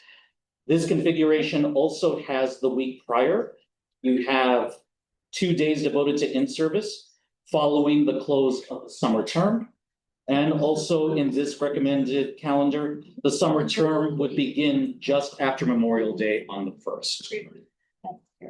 The other part of this configuration also has the 18th, the day after Martin Luther King Day as well. And leaving open the possibility that you might actually have an intercession. At least that's what they're trying to move towards. There isn't a whole lot of support yet for an intercession, also on the understanding that the reduced time also makes it difficult for projects to be done around campus as well. And there are still lingering concerns as to how many Mondays might be blocked out and what that means for any lab courses as well. Your thoughts, folks? What is that? The thought of having summer school in on the 7th and then having our in-service on the 12th and the 13th and having school start in the middle of the week is just freaking appalling. I mean, I don't even know, how can some of our departments, we go 12 months a year anyway. But I mean, to end summer school, and then you gotta get your grades in, and there are a lot of 10-week classes in summer school. I mean, it's not as if it's 1 or 2 people. I mean, I don't even know how we get everything ready in that time period. And to start school in the middle of the week, you know, 100 years ago, because I've been here 100 years, we've done all this stuff. I mean, we've tried everything. The only thing we haven't tried is the stupid, you know, Thanksgiving week, which we should just be here, but we've started on a Tuesday, we've started on a Wednesday. Those midweek starts are a nightmare for departments if you, and you know, you can't always schedule all your classes on Tuesday through Friday. Sometimes you have to have Monday class. So I'm appalled. I think it's terrible. Russell, please. Yeah, so I don't know campus-wide, but having an intercession to provide more opportunities for students, given our current financial situation, how many of us are actually going to be able to increase, right, our course offerings and have that class accepted and offered. I don't know how the rest of y'all are. Yeah, where the CLU's coming from. Exactly, I can't expand, even though I have the demand of the students in an I can't intersection, I'm not gonna get enough class. So is that an option that really we don't want because we can't utilize it anyway? That's my question. Does anybody think they can offer more classes? You know, we already offer, we start our athletic programs 2 weeks before the beginning of every semester anyway. We've done it, you know, for years. So we do have intercession, but it's only 2-week classes. And that's the other thing about that summer end is we're gonna have to start our 2-week preseason classes before the summer session is even over in order to get our 2-week classes in preparation for fall sports that start competing before school ever starts. So. For what? Danielle. I guess, this needs to start, like, if you're teaching a hybrid that meets once a week. And it's on a Monday or a Tuesday, like, you've lost an entire week at that point. Just like with. I would also worry that students would be like, well, I don't really need to come until the 23rd, and then we're chasing. You know, it makes it even harder to know who's in your class, adding students, just that whole. Yeah, I think, I mean, I won't be here to find you all to suffer with. I just think this is like the worst of the options. It's terrible. Yeah, I just think a midweek start in the fall especially is just. And then I worry too for sciences, like losing the 2 Monday labs and all of that, yeah. So Laura and then Stephanie. I would be very curious to know, and maybe this is a question for Keller. If we did do an intercession, do those TLUs come out of fall or spring, or is it gonna work like summer, where summer doesn't touch your fall or spring? So if we did a winter intercession, are those quote unquote free TLUs, or are they coming from fall or spring? Poor Keller, she wished. And I don't mean to put you on the spot, Keller. She knows I'm her friend. I'm just curious, because that would be a really big decision. If it's treated like summer, that's one thing. But if it's treated like an extension of fall or spring, I think that's a really big game changer. But I have a load for summer. I don't get whatever I want. No, but it doesn't affect your fall or spring. No, but it's a Would it be a load. special separate load? It would have. That's my question. But this Like, I think calendar is not proposing. Are they, yeah. They're arriving Right. from Right. like somewhere in the Right. sky. This calendar's leaving the ability to have that conversation in future. Yeah, but why screw up a whole calendar just to have the conversation in the future? Have it now. Do the survey now. Ask the administration now if we could get extra TLUs. Otherwise, why are you screwing up all the other semesters for the possibility of an Because intersection? that's not the only reason for the changes. I want to make sure that Laura's question to Keller is addressed and Keller has unmuted. I think that Paloma's already answered it better than I can, that discussion, that final discussion would have to happen if we decide we're going to do an intercession. I do not have an answer for you, and I'm not, I am an interim who's here for 12 seconds.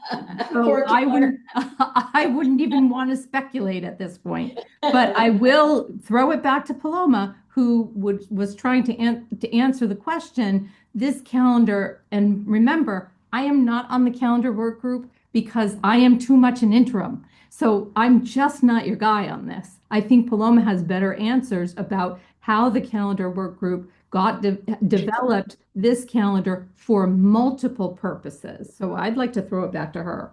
And that's, sorry, it's not a cop-out. It's just I'm not, I'm not your expert here. Was there anything that you wanted to follow up, Paloma, or shall we get to some of the other questions? I'm, just happy to provide a little bit of context around some of the rationale for the discussion that happened at the calendar work group committee. So just as a reminder, when this was brought previously to Senate, It was actually a request from ASG to close for Thanksgiving and from the student representatives on the work group committee, because it aligns with Santa Barbara Unified, which is something that we've worked really hard to make sure that we do for spring break, both for student parents and for employees who have children. To have that alignment with Santa Barbara Unified makes things easier. But the students actually requested it because a lot of them prefer to go home or want to go home, want to spend time with families, and having that additional time. I think we also know, just anecdotally, that those days tend to be very quiet. I'll just say, you know, that's either because students are not here because they are going home, or you know, sometimes classes don't happen that Wednesday before, and you know, so we know that traditionally that week tends to be very, very quiet. Speaking from student services, it's a very, very, very quiet week. What's closed? Student services is not closed that week. We are open that week. We are open Wednesday? We are open on Wednesday Till noon. until the president's office gives us the ability to go home. If appointments are already, and that's primarily to support classified employees. If appointments are already scheduled, then generally speaking, those appointments are maintained for those students after noon. So the other point to remember is that so this was an effort to support that desire to close Thanksgiving. Because we're required to have a certain amount of instructional days and instructional weeks, and 3 instructional days makes up an instructional week, we'd have to move those 3 days to a different week. And So so that why was that's what this the is. rationale. That's what Jens was getting at. Right. In addition to that, student services for years and years and years and years has requested that in-service not be the day before the term starts, or the 2 days before the term starts.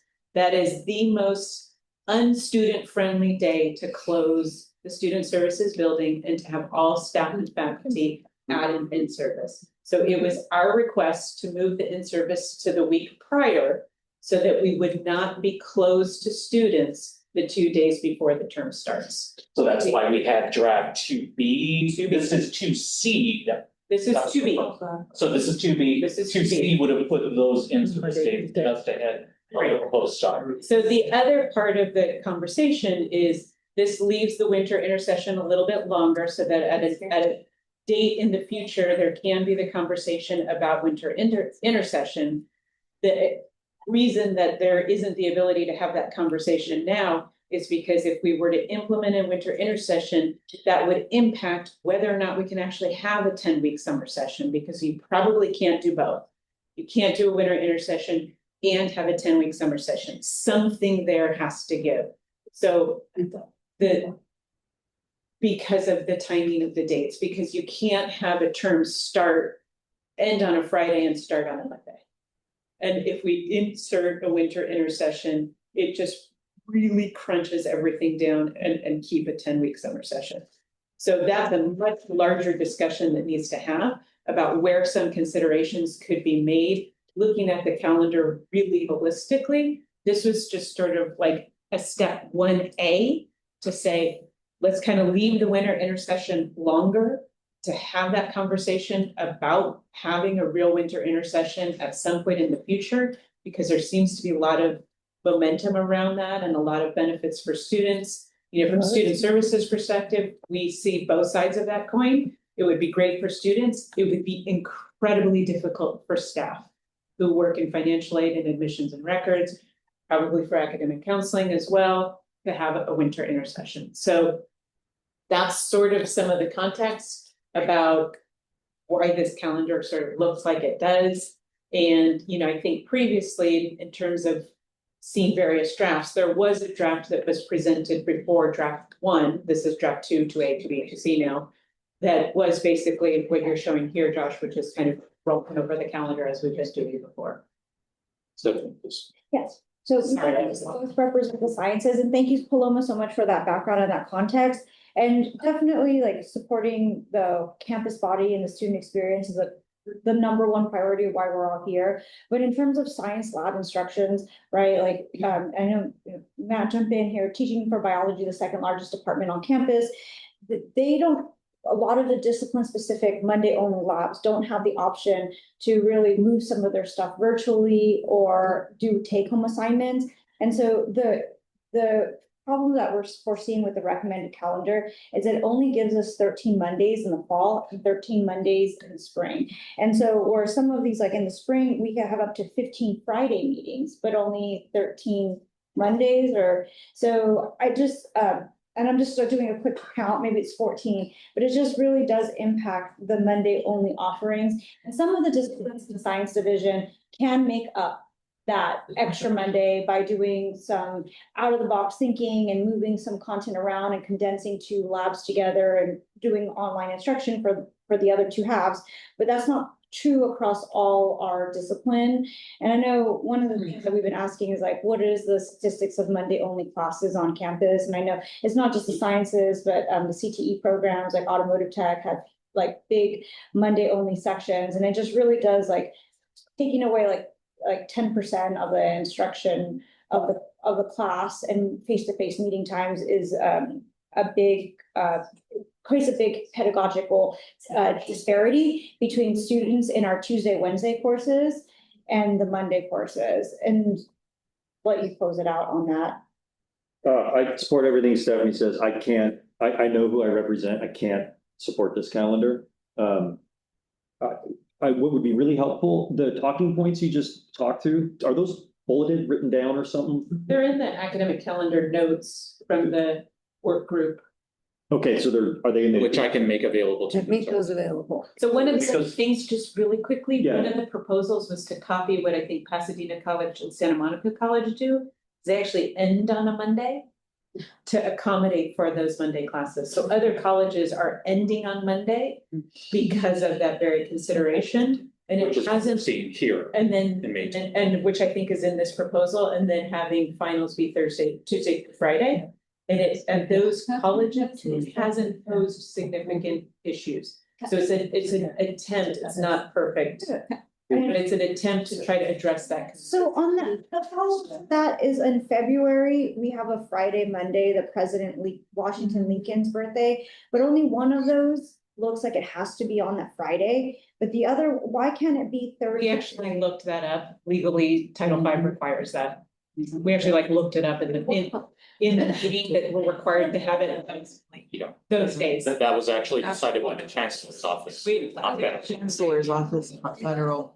The chancellor's office requires that, and I think Holly could probably go back and provide. To change that, because it. But we had that conversation too, and we looked that up, and it does actually. I made sure to ask that at the academic. So the worthy suggestion. So here's what our constituents are gonna wanna hear. One of these supporting talking points. You're gonna wanna hear about that. And my overarching concern is, what are we voting on here today, right? We were discussing, it's a bit rhetorical, but not really. We were discussing two different calendars, and now the calendar working group has sent us a single calendar that we're either thumbs up or down on with no conversation from the Senate. And this is different, this B calendar is different. It's new. This is new to this body. To this today. Yeah. Like the Monday thing, how do we have finals if the last day of class is a Monday? They start on Tuesday. You do Tuesday to Monday. Have all your finals between Tuesday and When do Monday? when do Monday classes classes have finals? Monday, the 15th. No, we're having the finals. Having class on the 15th. It works. Summer start. It works. But we have Don't class. have a Monday Finals go 9 through the 15th. Yeah, No, but yeah.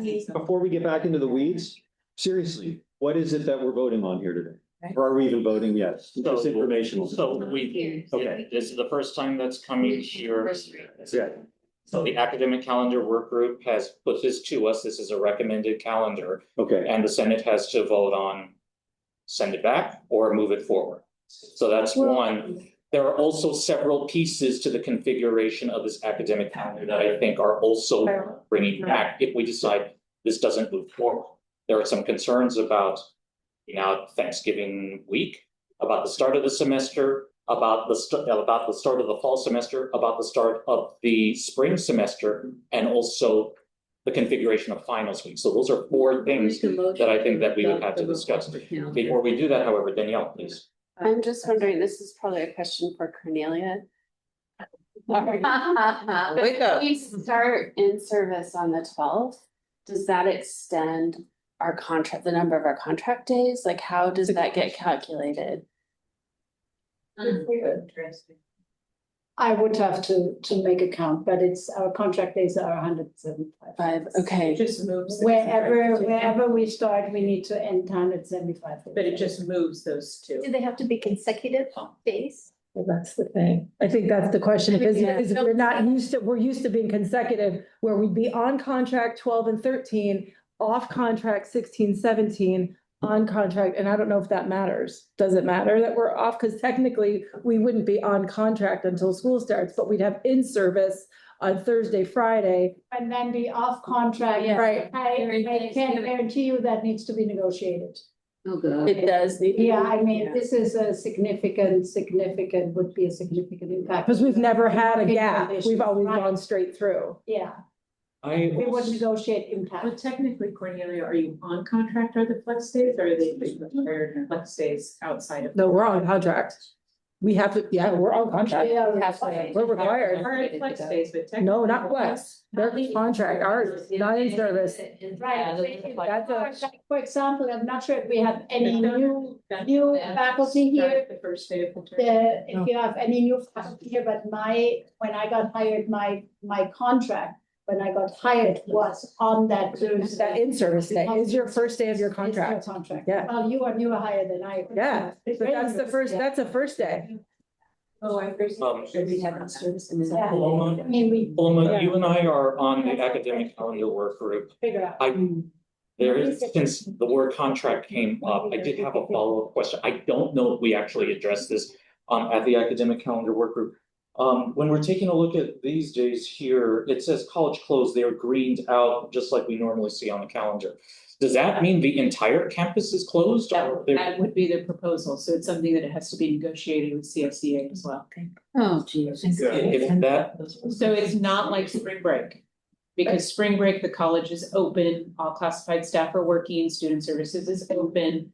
So this is not like spring break. The proposal here would be that the college fully closes like the week between Christmas and New Year's, and that has to be negotiated with CSEA. Well, what about the Thanksgiving week? We're completely closed. That's the week you're talking about. That's what he's talking about. So it's not like It's those 3 days. Christmas, but like between Christmas. So we'd be proposing to add those 3 days to the Thursday day to be fully for the college. but you said negotiated, so that's obviously not settled. No, so remember, this is just the first draft. Okay. The calendar work group put forward, and putting it forward now means that it needs to go through all of the processes, and that would include, and Liz is already aware. We've already updated Liz. Hey, Liz. We haven't seen you in a long time. Yeah, so I just wanted to raise a staff concern. So we're particularly concerned about closing the campus over Thanksgiving break. Yeah. Because for context, what happens now is all campus closures are treated as paid holidays. We have not been given the commitment by the district that the additional closure time over Thanksgiving break would be treated as a paid holiday. What we've been told is we have to go and negotiate that. And what I don't think is gonna work for anyone. The opposite, so. Excuse me? The opposite hasn't been said though either, and so I. That you won't. Well, please let me finish. I mean, we've been told that this would move to negotiations after it's accepted. We think that accepting it at this stage is premature. We don't want to end up in a situation where our staff members are forced to use their accrued leave to cover those additional closure days. And also, we've raised these concerns.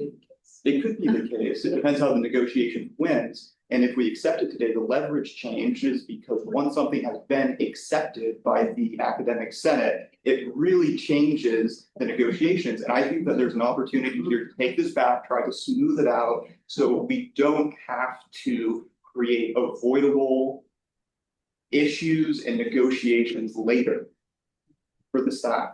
Given that the district offered us 0% COLA Yeah, for 4 really. years. And Not too. Cornelia, please. Yeah, the more I hear, the more concerns I have, because I think as an academic senate, we could have a vote here, and again, I'm not taking away from Matt's question, what are we actually voting on here? We could have a vote here if we want to have days of instructions during Thanksgiving week or not. But I'm kind of reluctant on making that we as academic senate body here making a decision, a vote about whether another employee group has to be or not has to be on campus or has to be leave days. I don't think that this should be in any way our business. So I think we need to wait on any vote and table this vote on until there's clarification. We should not be voting on this. I have another question for Paloma as the representative of the work group. So it's Josh. No, Your representative. And Vanessa, and we also have a member of the FA as well, changed hands a couple of times, from Cornelia to Sally Senior to Carmen Rivero. I'm looking for reasons to believe in this calendar. Why? Well, I'm an optimist. So one of the stated objectives that is this calendar inches us toward is winter intercession. Am I correct? Understanding that correctly? It leaves that conversation open to the future, Matt. Okay, so That's my. I'm just looking at we've got Thanksgiving's closed that week. We come back, we have finals, we're after finals, we have 1.5 weeks, and then we have Christmas break. Are we gonna not let people go home on Christmas break? And then we have 2 weeks after that. So we have 3.5 weeks of instruction right up against when the spring semester would begin, even if we bump that back to after MLK Day, which is all the sciences have asked all along. So if we bump it back, then it's 4.5 weeks. I don't know who's going to teach. I just don't believe in teaching a class in 4.5 weeks. What could be? And it'd be split over the breek, right? And it's straddling either side of. To have to straddle. That's what a lot of the colleges do. Actually. They start online classes. It's only online class. But I thought they started during the fall semester, like. They do. They could start during the fall. We start right after and right before. There are about Okay. 51 or 52 other colleges who do it. So the intercession would start before Thanksgiving in essence. No, but it would start in December. There are a bunch. So we're just December 13th, according to this calendar. Yeah. Going in 5 weeks. No, that's not what I'm hearing. This calendar. This calendar is not Intercession proposing an friendly. intercession. It's Right, but leaving the winter break longer so that conversation can happen. I understand. And so I'm trying to believe in this calendar as a rough draft of a calendar that gets us to an intercession. And all I'm asking is, when would that intercession happen? Look at this calendar. I think that this is the conversation that would need to happen. I have that. Like, I don't, that's a huge conversation that would need to really be discussed. Like, is it even feasible to have a 3-week intercession? You know, This is reminding me of, oh my goodness. Okay, I'm gonna stop talking. Everyone, we are at 5 p.m. Thank but we you. do have two comments. I do want to impress upon you, we do have some decision about this calendar and what to do and whether or not to go back. Russell, please. Yes, so I haven't heard a single voice in support of this calendar, so I have no problem making a motion to reject the calendar if that's appropriate. Well, how about make a motion to approve the rollover calendar? We haven't discussed that at all. Yeah, we did last time. Yeah. Yeah, so I really haven't. An extension of the meeting. I thought it was doing Roosevelt, please. There's always the one in every crowd. It's gonna be me this time because I, as a student in my graduate degree, took winter intercession courses to get through it. Either that or drop out. It was just getting to me. I needed to be done. And they offered 4-week intercession courses in the winter. Hancock does it right now. They've been doing it. Their finals end on the 10th of December this fall.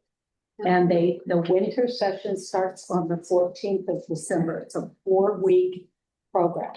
Right. And then when they end, their finals are on the 14th of January. Their spring semester starts on the 25th of January. It can be done if you're open to try it. It's up to you all. And again, it does depend on where your forces are coming from. Yeah, that's what I'm saying. You guys have to all figure out where that's all coming from, but it can be done, is what I'm saying. Well, the conversation we had here. Folks, we are not ready for that conversation for the evening session just yet. That's one of the reasons why we are saying this. This is part of the opening of the conversation for another calendar down the line. Tara, please. I would like to propose that we make a motion that we send this back to the calendar work group with our feedback and ask them to consider our concerns and to offer us an update of their draft that we can then vote on at our next Senate meeting. Procedurally, do we need a roll call vote for this one? I'll second that.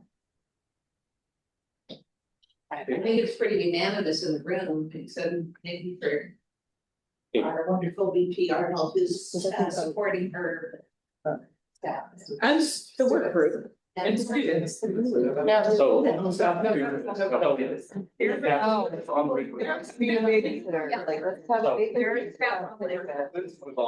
have a motion on the table, everyone, to return the calendar back to the academic calendar. I already said. You already said. All in favor? Aye. Any opposed? Any abstentions? Let me make a recommendation as well. Yes, please. I would highly encourage the calendar work group to maybe invite some of our STEM faculty to voice their concerns. I think they articulate it in a way that might get lost in translation. I just want to add for the discussion and not to change the motion at all. I just want to mention that in my experience of it firsthand as a student, I took it upon myself to ask other students how they felt about the winter break stage, especially not necessarily much Thanksgiving. Yeah, I agree with the opportunity for the to be the whole week off. Also, yet it was the winter break where I got both consensus from the students that some would rather stay home and work during that winter break or just chillax, and other students would actually rather be back on campus. Even a few students who made it understood that it would be better for them educationally and in life if they were back on campus. Thank you so much, Leo. So as it stands, folks, the calendar is going back to the academic calendar work group. There is a request as well to be able to invite faculty representatives to bring that back as well, to actually attend the meeting. So that's something I will bring to Jens, who is chairing the committee. If not, then I can start a doc as well. There are 4 things on the table here that we do need to address with regard to the calendar. 1, the summer start date itself. 2, with regard to knocking out the entire week responding to Thanksgiving Day holiday. 3, the start date for spring 2028, 2027 is not changing. And 4, this idea that we would start finals week on a Tuesday going into Monday. That also has implications for turning in grades if the last day for finals is on the Monday following the start of finals. Does that capture some of the concerns that we have that still need to be addressed? All right, folks, do we have a motion to adjourn the meeting? I make the motion. Thank you, Elizabeth. I'll second. Thank you, Laura. All in favor? Any opposed? Any abstentions? Closing time, everybody. Right. Early in service kind of goes first. Thanksgiving week goes early. Right. And you have in service. Oh, you don't have to.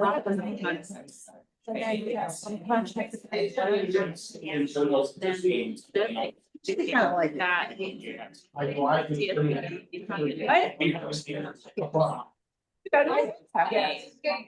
That's how. I mean, I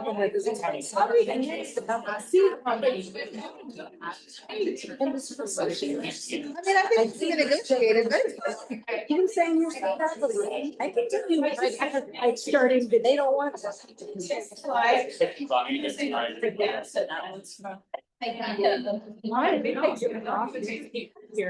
And some faculty. I wouldn't have to know my people. That's what they thought of me, because that's.